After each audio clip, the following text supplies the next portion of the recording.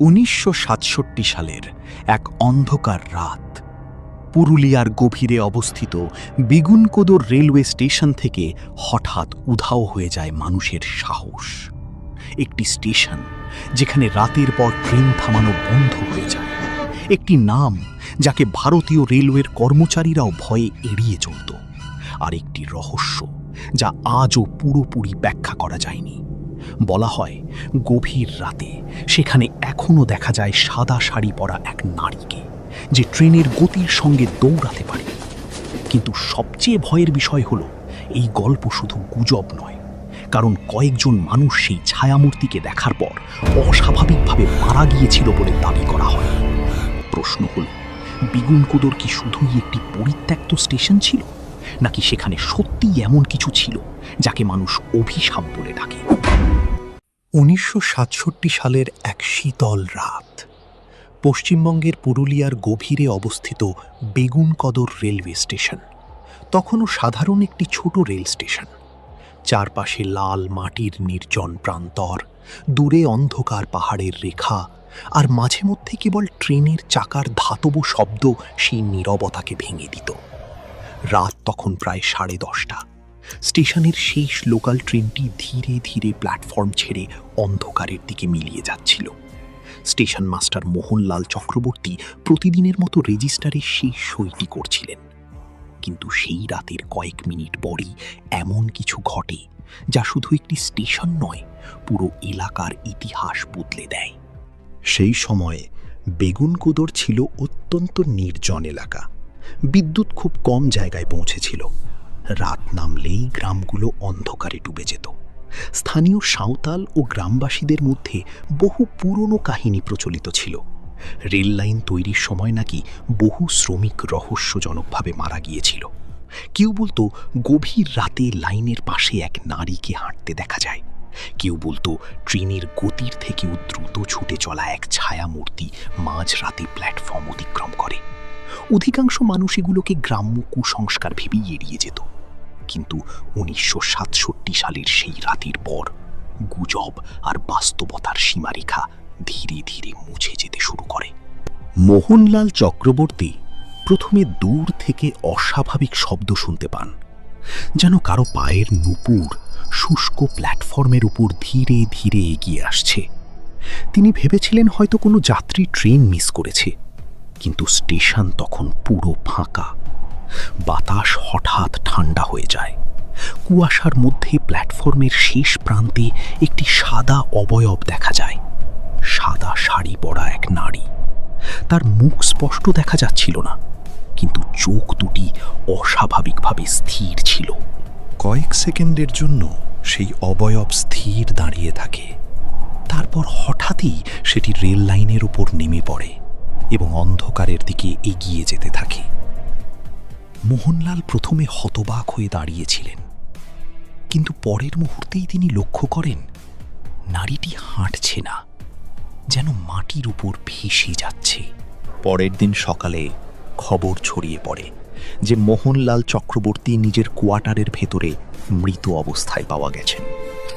সরকারি রিপোর্টে এটিকে হৃদরোগ বলা হলেও স্থানীয় মানুষদের বিশ্বাস ছিল সম্পূর্ণ আলাদা, কারণ মৃত্যুর আগের রাতে তিনি আতঙ্কিত অবস্থায় কয়েকজন কর্মচারীকে বলেছিলেন স্টেশনে কিছু একটা রয়েছে।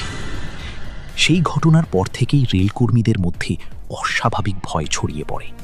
রাতের ডিউটিতে কেউ থাকতে চাইত না। বহু কর্মচারী বদলির আবেদন করতে শুরু করে। ট্রেন চালকরাও দাবি করতে থাকেন মাঝরাতে লাইনের উপর সাদা পোশাকের এক নারীকে দেখা যায়, যে কখনো ট্রেনের সামনে দাঁড়িয়ে থাকে, আবার কখনো ট্রেনের সমান্তরালে দৌড়াতে থাকে। কয়েক মাসের মধ্যেই বেগুনকোদর স্টেশনের নাম চারদিকে ছড়িয়ে পড়ে ভুতুড়ে স্টেশন হিসেবে। স্থানীয় গ্রামবাসীরা সূর্য ডুবার পর ওই এলাকা সম্পূর্ণ এড়িয়ে চলতে শুরু করে। সন্ধ্যার পর দোকানপাট বন্ধ হয়ে যেত। দূর থেকে ট্রেনের হুইসেল শোনা গেলেও কেউ স্টেশনের দিকে তাকানোর সাহস পেত না। অনেকেই দাবি করেছিল গভীর রাতে স্টেশন থেকে মহিলার কান্নার শব্দ ভেসে আসে। আবার কেউ বলেছিল খালি প্ল্যাটফর্মে লণ্ঠনের আলো নিজের থেকেই জ্বলে ওঠে। সবচেয়ে ভয়ঙ্কর ছিল সেই সব গল্প যেখানে ট্রেন চালকরা বলেছিলেন স্টেশনের পাশ দিয়ে যাওয়ার সময় হঠাৎ ট্রেনের গতি কমে যায়, যেন অদৃশ্য কেউ তাকে থামানোর চেষ্টা করছে। ধীরে ধীরে আতঙ্ক এতটাই বেড়ে যায় যে ভারতীয় রেলওয়ের বহু কর্মচারী সেখানে পোস্টিং নিতে অস্বীকার করেন। শেষ পর্যন্ত পরিস্থিতি এমন জায়গায় পৌঁছায় যে স্টেশনটি কার্যত পরিত্যক্ত হয়ে পড়ে। এক সময় যেখানে প্রতিদিন যাত্রীদের ভিড় ছিল, সেখানে কেবল বাতাসের শব্দ আর মরচে ধরা সাইনবোর্ড দাঁড়িয়েছিল। বহু বছর ধরে ইন্ডিয়ান রেলওয়েজ কার্যত এই স্টেশনকে মৃত ঘোষণা করে রেখেছিল। ট্রেন পাশ দিয়ে চলে যেত, কিন্তু খুব কম ক্ষেত্রেই সেখানে থামত।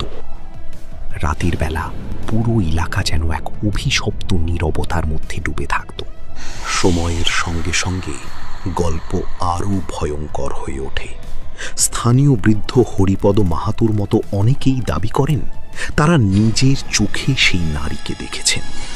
কেউ বলেছিল সে রেল লাইনের উপর দাঁড়িয়ে থাকে এবং ট্রেন কাছে আসতেই অদৃশ্য হয়ে যায়।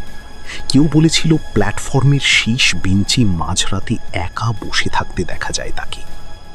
আশেপাশের গ্রামের শিশুদের ছোটবেলা থেকেই সতর্ক করা হতো রাতের পরে বেগুন কুদুরের দিকে না যেতে, কারণ লোকজন বিশ্বাস করতে শুরু করেছিল সেখানে শুধু একটি আত্মা নয়, বহু অদৃশ্য ছায়া ঘুরে বেড়ায়।